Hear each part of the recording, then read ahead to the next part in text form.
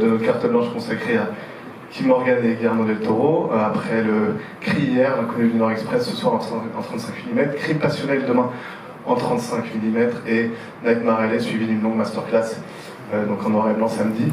Je ne vais pas vous faire patienter plus longtemps, il fait moins chaud qu'hier, c'est déjà plus confortable.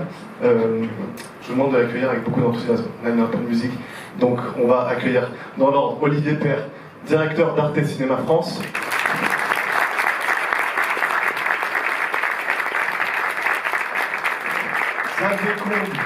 Traducteurs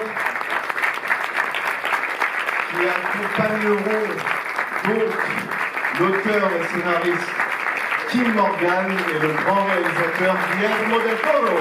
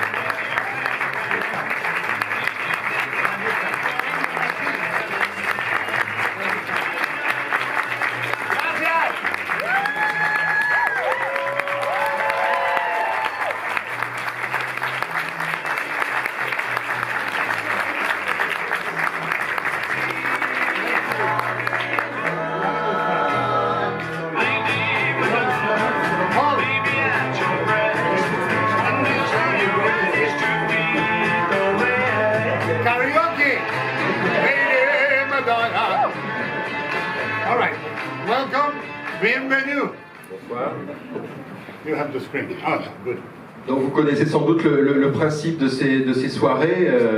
Kim et Guillermo ont choisi 3 films en relation avec Nightmare Alley, leur dernier film en date qui sera projeté samedi soir dans sa version noir et blanc.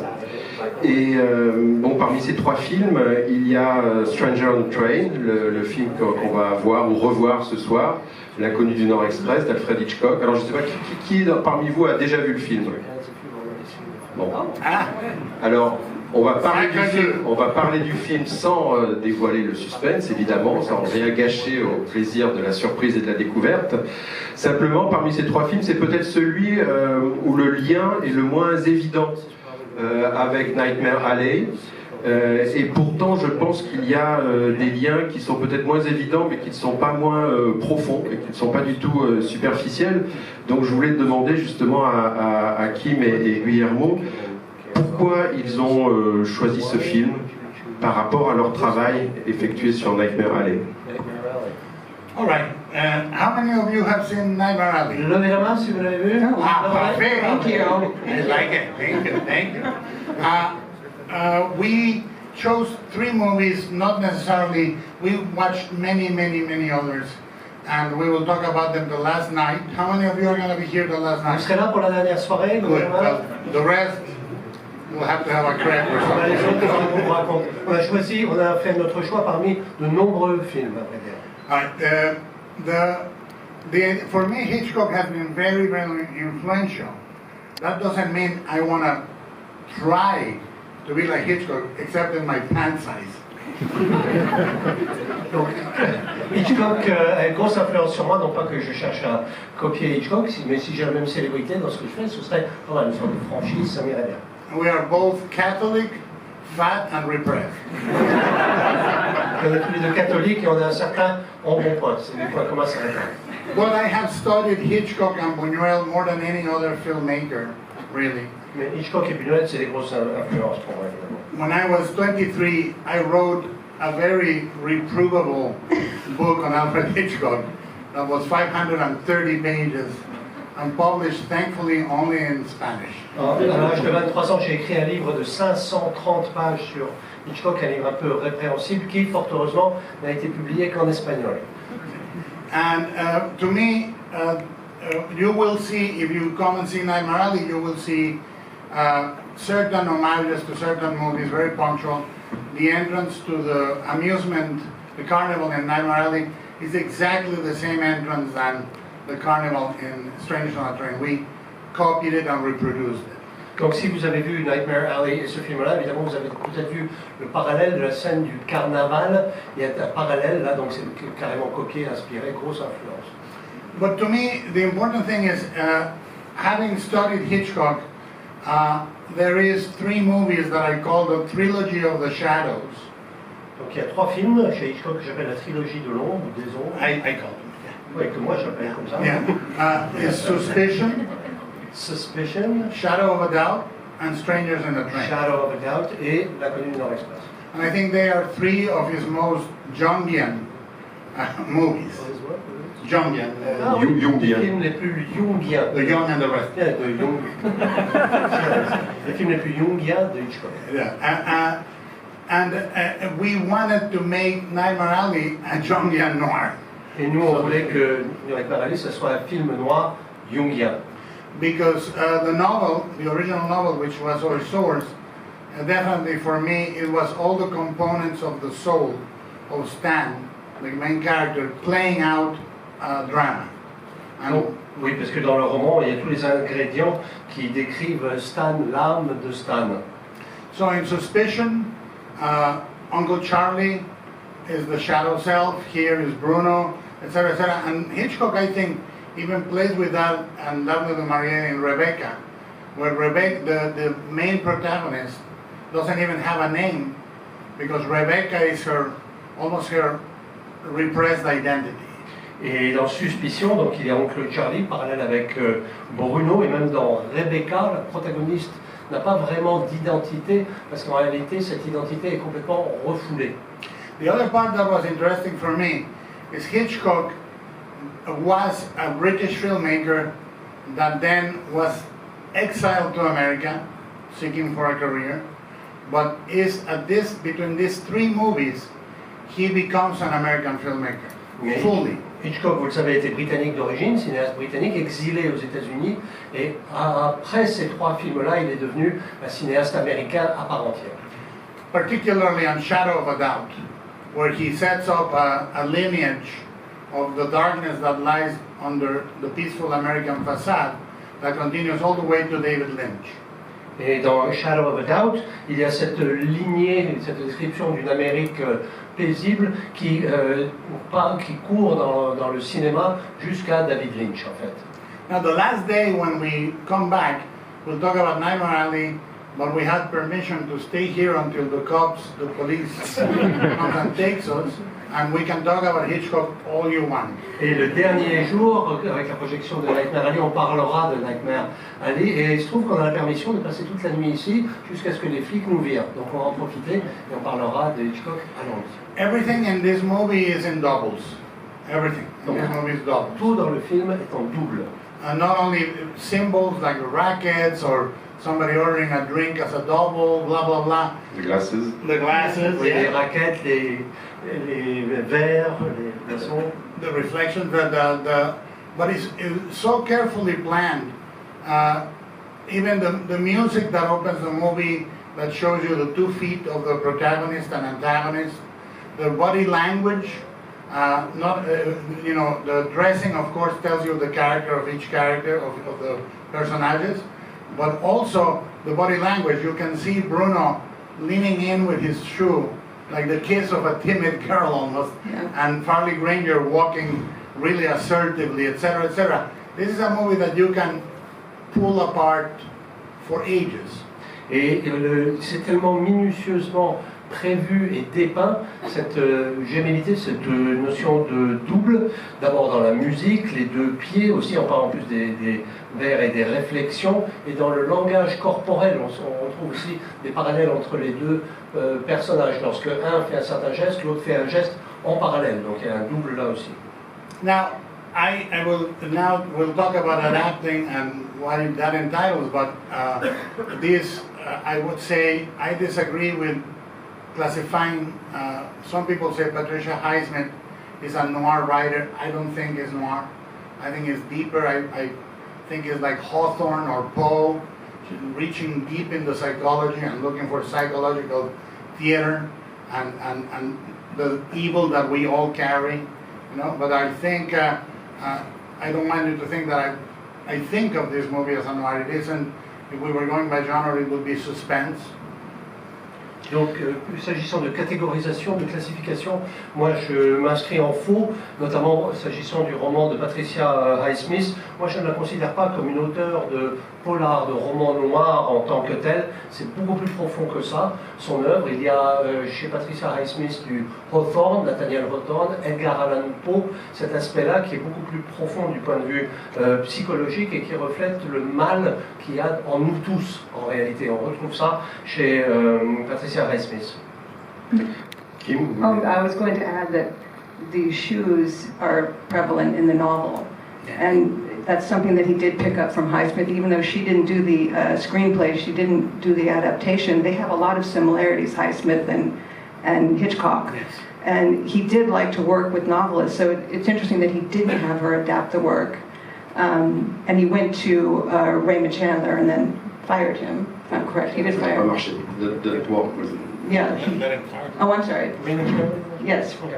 Oui, on revient aux chaussures avec Kim Morgan, qui nous dit qu'il y a les chaussures évidemment dans le roman de Patricia Highsmith, mais elle n'a pas participé à l'écriture du scénario, bien qu'elle ait travaillé avec Hitchcock. Hitchcock travaillait volontiers avec les romanciers, avec Chandler notamment, mais on retrouve ces éléments parallèles entre le scénario et le roman. And Chandler did get credit, even though it was Ben Heck's assistant, Cynthia Ormond. Yeah. She did a lot of the work, and I think Alma and well, he wrote the treatment. I didn't a few many. He was turned down by many novelists. I think he approached Steinbeck. I think I read not Hammett. Thornton Wilder, right? Yes, yeah. No, Thornton Wilder. They wrote Shadow of a Doubt. No, but I think he even. Maybe. Discussion I could be wrong. C'est possible à traduire. Discussion entre deux sur qui est au générique, qui ne l'est pas, s'agissant du scénario. Est-ce que Hitchcock a été influencé? Est-ce qu'il a été en rapport avec Tachia Lamet? Non. Est-ce qu'il a été en rapport avec Steinbeck? Oui. Est-ce que Chandler était au générique? Oui, mais c'est pas lui qui a fait le travail, c'était un autre scénariste. C'est l'assistante de Ben Hecht. Voilà. Ben Hecht assistant. I think also that Highsmith was obviously interested in sociopaths, but then also if that is inside you, the guilt that you carry, that you could be one, and then also just our own popular fascination with sociopaths, like Leopold and Loeb, which Rope, I would connect with this also. Yes. C'est aussi un des points communs entre Stranger on the Train et Nightmare Alley, c'est que le personnage principal, parce que je pense que c'est Bruno le personnage principal du film, le plus intéressant, c'est un sociopathe comme Stan dans notre film. Et pour revenir sur le motif de la fête foraine, qui est peut-être le point commun le plus évident entre les deux films, chez Hitchcock c'est évidemment un motif visuel très excitant. Mais c'est un décor qui va au-delà du pittoresque. Je pense que c'est une allégorie de l'existence, de la réalité, de la vie, mais traitée de manière déformée, grossissante, exagérée, comme dans votre film, et que chez Hitchcock, comme chez vous d'ailleurs, c'est un moyen de montrer une version exagérée des pulsions humaines, des sentiments, puisque c'est dans le cadre de la fête foraine qu'il y a à la fois des pulsions sexuelles, des pulsions meurtrières qui explosent, qui sont libérées. Yeah. Vehement. Yeah. I concur. No, but can you translate what she said before and then I'll I did. We're fine. You did? We're fine, yes, absolutely. You don't get angry. No. I think the important thing is those are the same impulse. The impulse to possess or destroy. At the end of the day, I think that's what's interesting in these tales is they occur at the same time sometimes. And for Bruno, the killing is a sexual release, very, very clearly, and he shoots it almost like a possession, like an act of taking over. Et en fait, ces impulsions sont des impulsions de possession et ou de destruction, donc de meurtre en l'occurrence, de désir de mort, et ça peut être en fait en même temps. Donc chez Bruno, ce désir de meurtre a un caractère sexuel assez évident, de possession, désir et besoin de posséder. And they come out of the tunnel of love, not by accident. Évidemment, ça ressort, c'est pas un hasard hein, si il y a ce parallèle et encore une fois cette simultanéité. Now, trains are the most cinematic of transportation modes. Alors le train, c'est le mode de transport le plus cinématographique qui soit. And the most symbolic. Et le plus symbolique. And it's not an accident that Hitchcock was fascinated by tunnels and trains. Alors les tunnels, les trains, tout ça, on retrouve ça chez Hitchcock. And there is, I think this, I'll say two things. Hitchcock read Strangers on a Train on galleys on a train. Et je crois savoir que Hitchcock a lu le roman alors que lui-même était passager dans un train. Il a lu les épreuves parce que le roman n'avait pas encore été publié. Et il avait fait poser une option directement sur les épreuves parce que l'histoire lui plaisait beaucoup. Okay. Oh, no, you need to listen to she heard you. Oh, I She heard you. Yeah, but no, what he said. Okay. And Hitchcock wrote Shadow of a Doubt on a train, finished it with Thornton Wilder, on the way to the East Coast, where he was going to depart to war. Donc Shadow of a Doubt, il a fini de l'écrire alors qu'il était dans le train pour aller vers la côte Est. Everybody knows the ending of North by Northwest. Donc vous connaissez la fin de... La mort aux trousses. But there's this movie. You can when a film director, I produce a first-time film director. My gift is The Conversation, Francis Coppola, or Strangers on a Train, and I tell them you have to read the film as you would a novel. Et donc quand je suis producteur et que je travaille avec un réalisateur dont c'est le premier film, j'explique que en fait il faut lire le film comme si c'était un roman.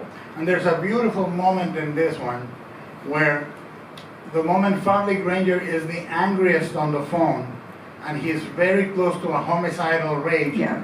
The train that is Bruno and their pack passes behind him. Et donc il y a un moment assez mémorable où le personnage est au téléphone et est absolument furieux et le train passe derrière. And that works as the double, as you're talking Yes. about, because there's a shadow self of Farley Granger. Is Bruno is it's almost as if he summons him with his rage. Yes.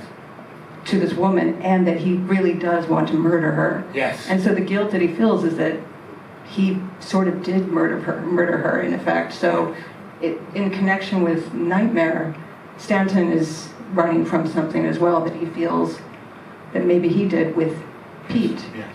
And also his father. And his own father. And then also running towards the geek, which is his shadow self. So there's a duality. His is more towards the destruction. They're both climbers too. Yes.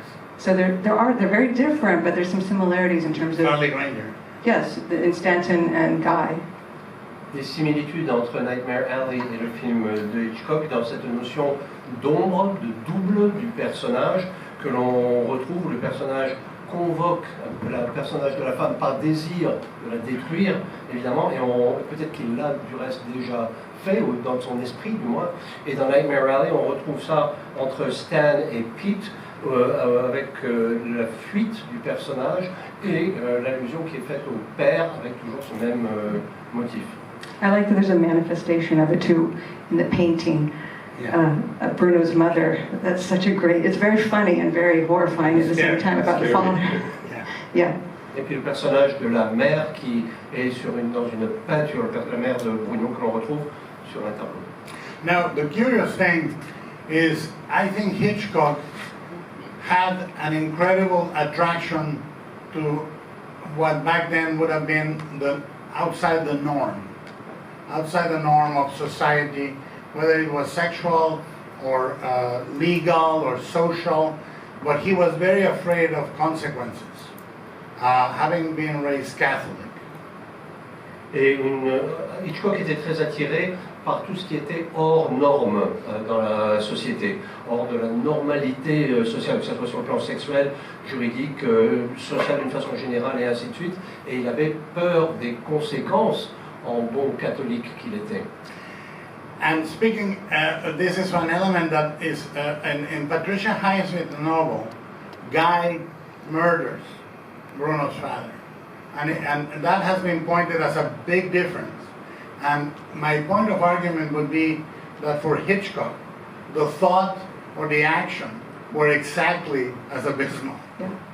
Et chez Patricia Highsmith, dans son roman, Guy tue le père de Bruno.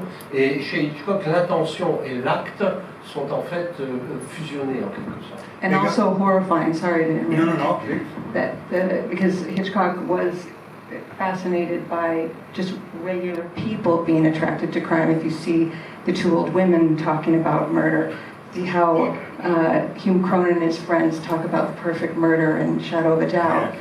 Just this the inspector's wife talking about murder in frenzy. Yes. Breaking the bread and so forth.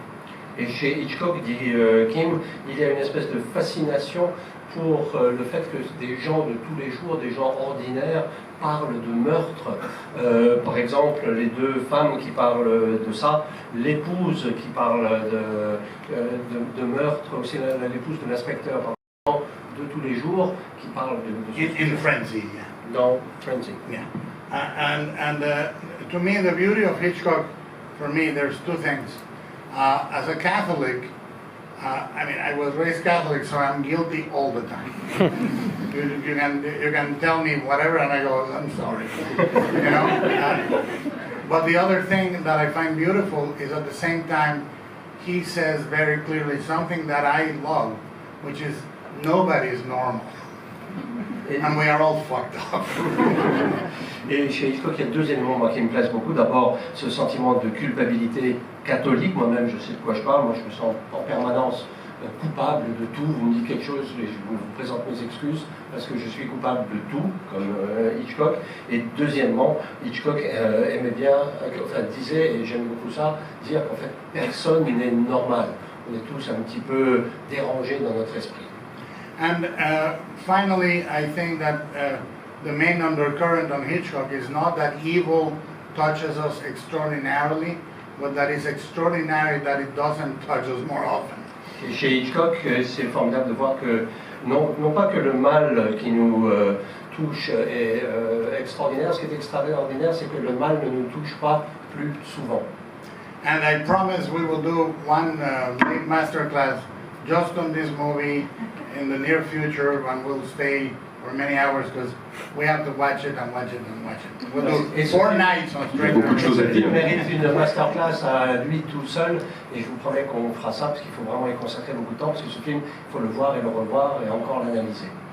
On va vous laisser le découvrir ou le redécouvrir. Merci beaucoup Guillermo, merci Kim, et on se retrouve demain soir pour présenter aussi un autre film important pour eux, qui est un très beau film, qui est un film moins connu que l'Inconnu Nord-Express, mais qui est Fallen Angel, crime passionnel de Otto Preminger, qui est un grand classique du film criminel américain. Merci. Thank you. Merci, voilà.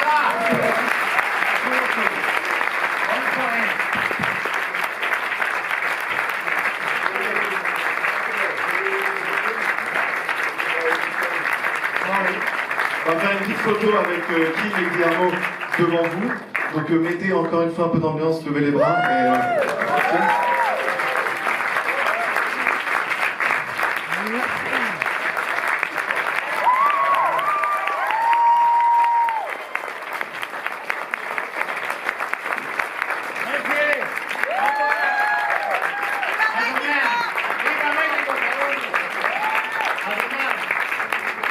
Bon voyage avec l'Inconnu du Nord-Express en 35 mm et on vous retrouve demain et après-demain.